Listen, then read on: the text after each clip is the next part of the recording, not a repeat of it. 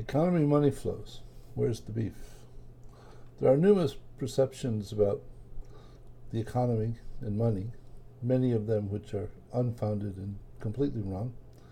The difficulty that arises is that there are people in positions who have these flawed mental models about the economy and money in a position to make policy which, when implemented, simply screws up things up more than they were before. So at the moment, I'd like to spend a few minutes and talk about the sector model of money flow, which for me raised some rather thought-provoking questions, and I hope it does for you also.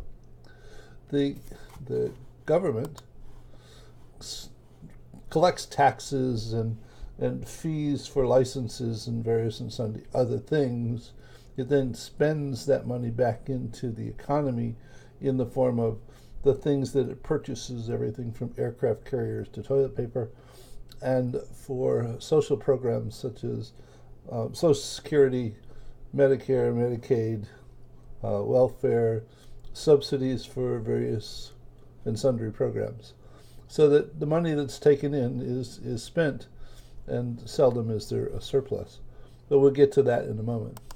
The private sector, the country exports things to foreign countries, and it receives payments for those exports, and it also imports things from abroad, and it therefore has to make payments for those imports that we use in the private sector. So that it's another circle, though typically on an annual basis we have a trade deficit, meaning that we spend more on imports than we take in on exports that we provide to other countries.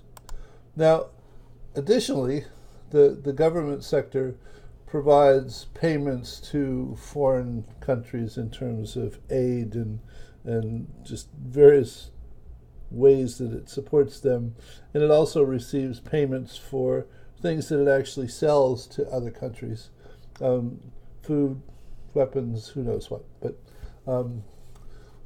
another cycle that continues to happen. Now, the government isn't allowed to spend money that it doesn't have, and typically what the government wants to spend on an annual basis is more than it takes in taxes and fees and other things, so that to come up with the rest of the money that it needs to spend on an annual basis, it has to go ahead and borrow money, which increases the national debt, with the understanding that at some point in time the national debt ought to be paid off, though when was the last time any of that actually happened?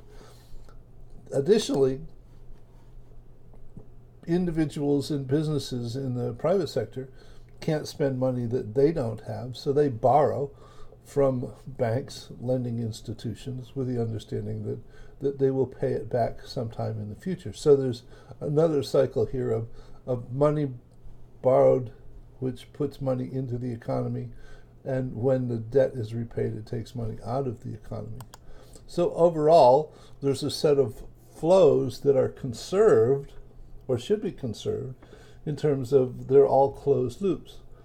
Though at the moment, with the national debt around $19 trillion and the private debt about twice that, means there's about $57 trillion in debt represented by this sector model of flows. And the question that arose for me was, where the hell is it? I mean, there is not $57 trillion circulating in this model, which is making the economy extremely healthy. So it must be somewhere. That means that there's some aspect of this model that's incomplete. There's a sink someplace that's soaking up a lot of these funds because there isn't enough money in this cycle to repay the national debt, and the trade deficit on an annual basis is not sufficient to sort of justify where the national debt came from. So there's an awful lot of money someplace. Where is it? Look forward to your comments. Take care. Bye.